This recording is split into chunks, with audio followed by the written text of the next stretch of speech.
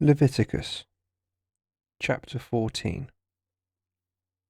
The Lord spoke to Moses. He said, "This is the law to be applied to a leper on the day he is purified.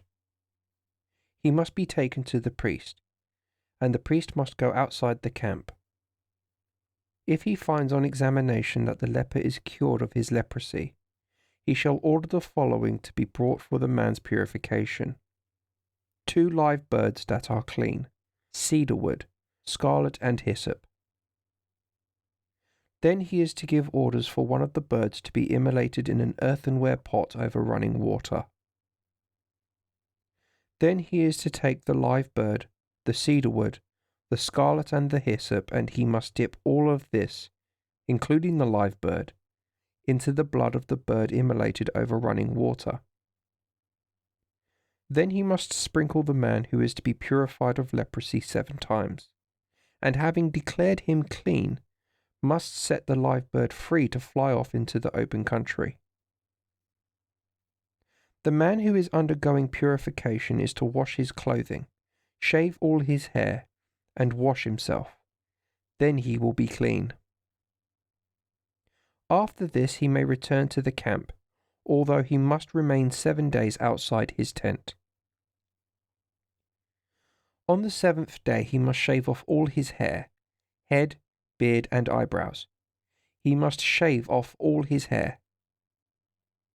After washing his clothing and his body, he will be clean.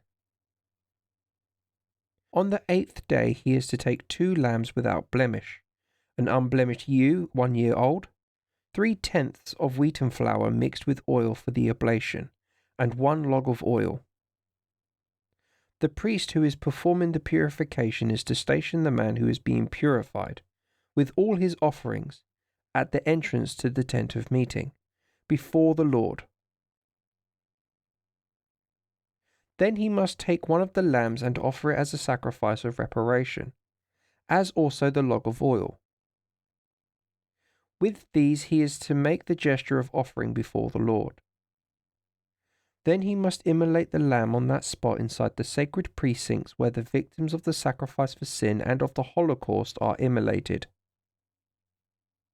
This offering of reparation, like the sacrifice for sin, reverts to the priest. It is a most holy thing.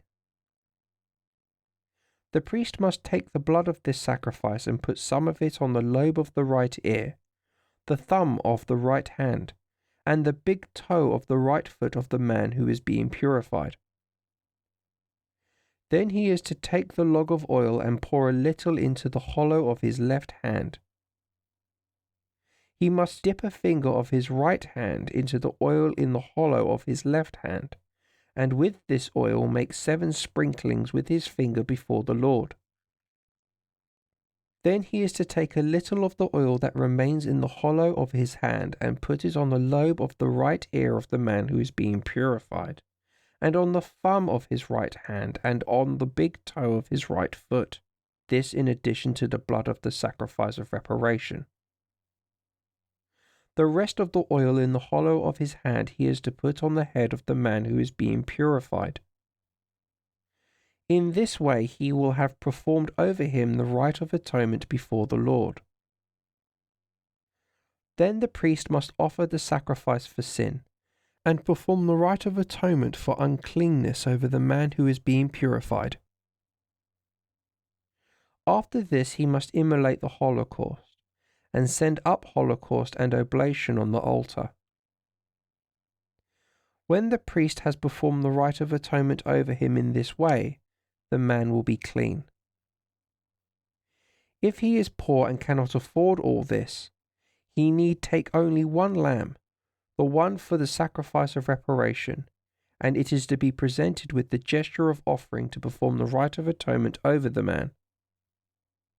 And he is to take for the oblation only 1/10 of wheaten flour mixed with oil, and the log of oil, and finally 2 turtle doves or 2 young pigeons, if he can afford them, one to be used as a sacrifice for sin and the other for the Holocaust.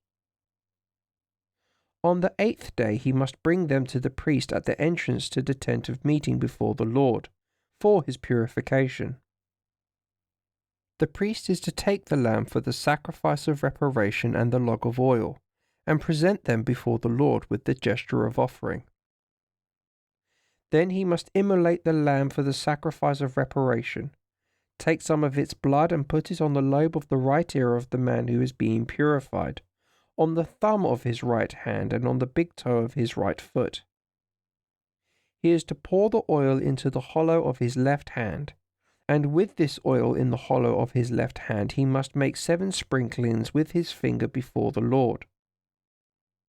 He is to put some of it on the lobe of the right ear of the man who is being purified, on the thumb of his right hand, and on the big toe of his right foot, as he did with the blood of the sacrifice of reparation.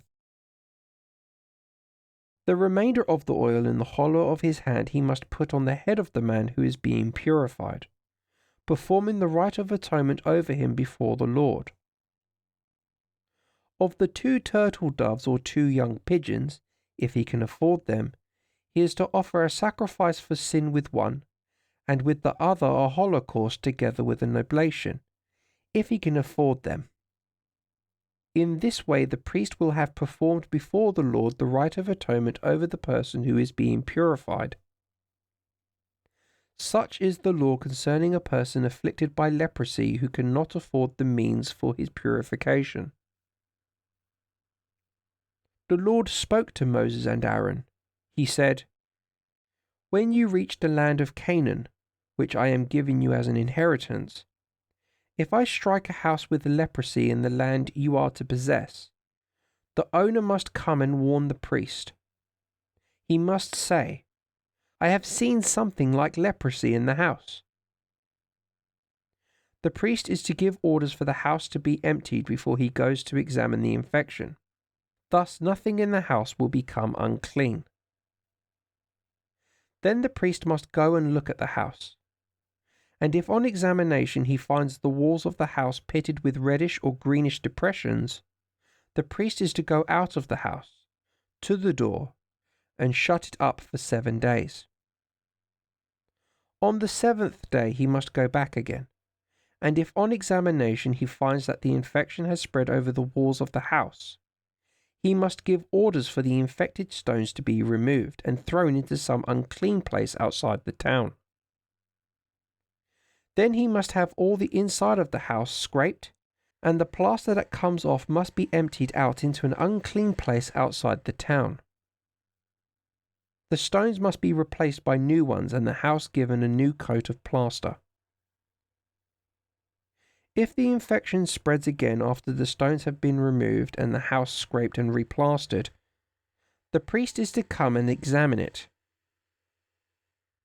If he finds that the infection has spread, this means that there is a contagious leprosy in the house. It is unclean. It must be pulled down and the stones, woodwork and all the plaster be taken to an unclean place outside the town. Anyone who enters the house while it is closed will be unclean until evening. Anyone who sleeps there must wash his clothing. Anyone who eats there must wash his clothing. But if the priest finds when he comes to examine the infection that it has not spread in the house since it was plastered, he is to declare the house clean, for the infection is cured. As a sacrifice for the sin of the house, he is to take 2 birds, cedarwood, scarlet and hyssop. He must immolate one of the birds in an earthenware pot over running water.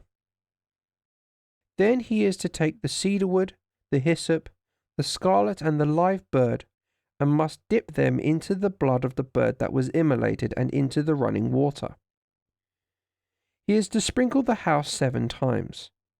And after having offered a sacrifice for the sin of the house with the blood of the bird, the running water, the live bird, the cedarwood, the hyssop and the scarlet, he must set the live bird free to fly out of the town into the open country. When the rite of atonement has been performed over the house in this way, it will be clean. Such is the law for all cases of leprosy and tinea, leprosy of clothing and houses, swellings, scabs and shiny spots.